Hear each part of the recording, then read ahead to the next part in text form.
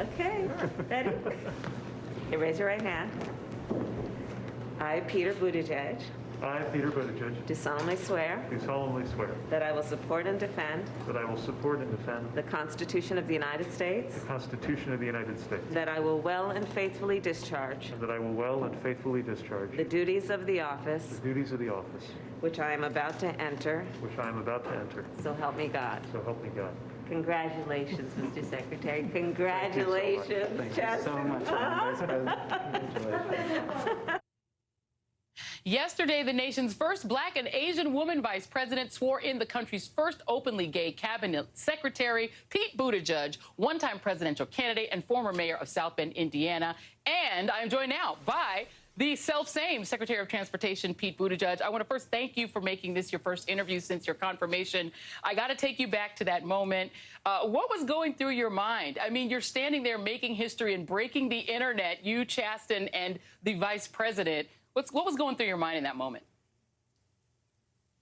Oh, it was extraordinary. You know, the vice president said to me just before we stepped out there, make sure to be present because it'll go by quickly. And she was right, and I'm glad she did. But when I paused just to think about what it meant, you know, to have my hand on the Bible that my grandfather gave my mother when she was a child, held by my husband, taking an oath administered by the first woman, first Black, first Asian vice president. What an extraordinary moment. The second gentleman stopped by and joined us. He's friends with Chasten, and just to be able to say a sentence like, you know, the vice president and her husband were there with me and my husband Chasten. Just to say a sentence like that tells you how much has changed in 2021, even though we've got a long way to go as a country.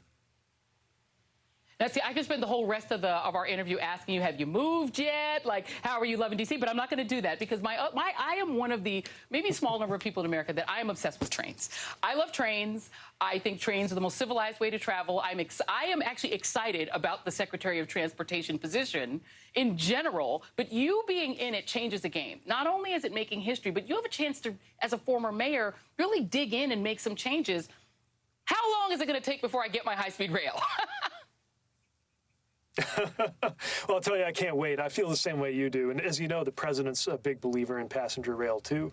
Look, we've been asked to settle for less in this country, and I just don't know why people in other countries ought to have better train service and more investment in high-speed train service than Americans do. You know, Amtrak has done a heroic job with the constraints that have been placed on them. Now we've got to take things to the next level.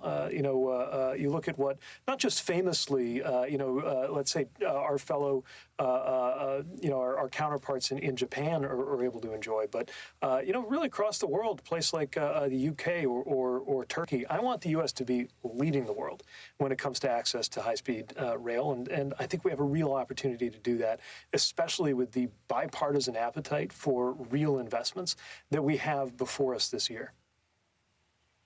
Well, it felt bipartisan at a certain point. I mean, we had infrastructure week like literally every week during the previous administration. They never actually did it. Republicans talk a good game saying they want it too. It creates lots of jobs, there's lots of opportunity, but they keep hedging because they want it to be privately owned. They, you know, that was the Rick Scott issue, that they didn't like the idea of the public investing in high-speed rail. They wanted to just be private companies. How do you break that logjam?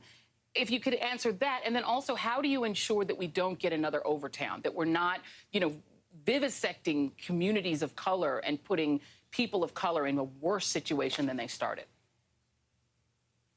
Yeah, that piece is especially important. In fact, today is Transportation Equity Day because it's the birthday of Rosa Parks. Now, I know when you think about all the areas of federal government that deal with racial justice, people don't always think first of the Department of Transportation, but the example of Rosa Parks reminds us how much is at stake. And as you said, you know, it's not just about things like, you know, what the Montgomery bus boycott was about and equitable access to transit, but it's the fact that sometimes, you know, investment came to Black neighborhoods all right, but it came in the worst possible way, a highway destroying that neighborhood. You shared that Overtown example. There are examples from Nashville to Richmond to Pittsburgh. And we've got to make sure, first of all, that our policies recognize that history of harm, where this magnificent thing of creating the interstate highway system was so often done with terrible consequences for communities of color. And now we have a chance to get it right. We have a chance to make investments that expand opportunity instead of cutting people off from opportunity, that build and enrich neighborhoods instead of breaking them up. And that's got to be central to the federal transportation policy vision, but also as we're working with different communities, with states and cities and towns and counties and territories and tribes.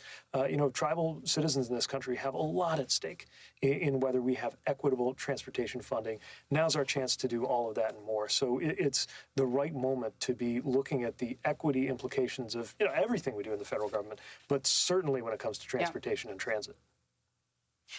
So everyone has lots of ideas for you. I'm sure that you're getting lots of people who are calling you, texting you. Everyone who has your cell phone number is probably reaching out to you saying, hey, I've got ideas. New York Magazine did 9 transportation projects. We'll just put them up on the screen that they said that you should get involved in first. Electrify every fleet, eliminate the gas tax, dig the Gateway Tunnel. There's like so much. But we had a viewer who also had another idea and a question. And this was Sam Houston, one of our viewers, who asked, I'd love to hear about investments in bridges, highway, and infrastructure to help us prepare for rising sea levels. Do you have an idea about dealing with that?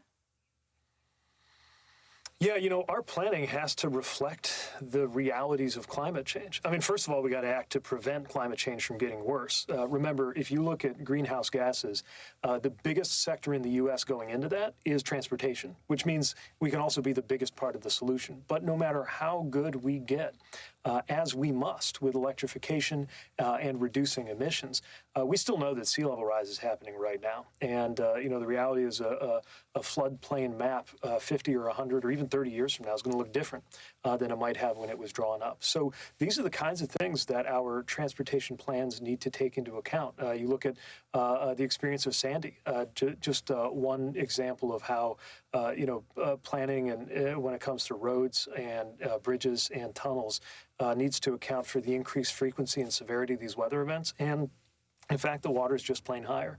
And whether you're in a coastal community or a river city in the Midwest, like where I come from, this change is happening. We got to make sure it is factored into our plans.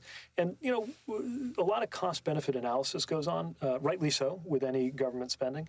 When we're talking about transportation, we got to make sure the costs and the benefits are done in a way that actually accounts for climate reality and climate opportunity. I think this is why you were called potentially Biden's secret to the climate agenda. We're going to keep you here, please, if you don't mind, over one quick commercial break. So Secretary Pete Buttigieg is going to stay with us. And when we come back, one senator's unique criticism of Secretary Buttigieg's commitment to justice. And we, too, remember Rosa Parks on what would have been her 108th birthday. Secretary Buttigieg tweeted today that his department, as he just mentioned, is committed to honoring her legacy by ensuring equity is central to everything that we do. We'll be right back.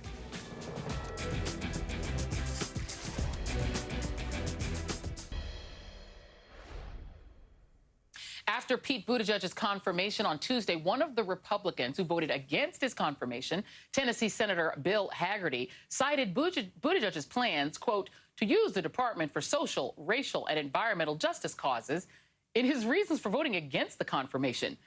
And Secretary of Transportation Pete Buttigieg is back with me. I certainly hope you do plan to do what you were accused of in that moment. Do you? To use your position for equity. Absolutely. I thought that was something that everybody could get on board with. Look, why would we want social, environmental, or economic or racial injustice to be attached to our transportation policy? This is a chance to get it right. And look, every time you are spending taxpayer dollars, every time you are shaping American lives, you got to be thinking about whether that is being done in a way that is just or unjust. And, at this moment where the whole country is wrestling with these issues, that should be part of even the most mundane decisions because it affects every part of life in this country.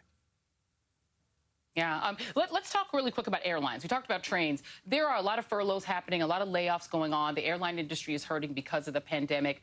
Do you, in your view, should there be another airline bailout, or is there some other way to help that industry?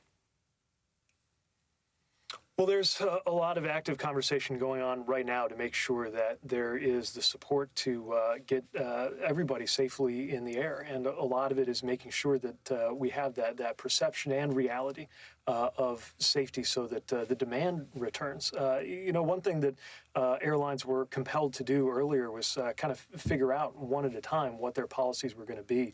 It's why I think the president's swift action on a mask mandate for airplanes and airports really helps the airlines focus on their business and clears up that question and makes it the same across all the carriers. There are so many Americans whose livelihoods depend on the aviation sector.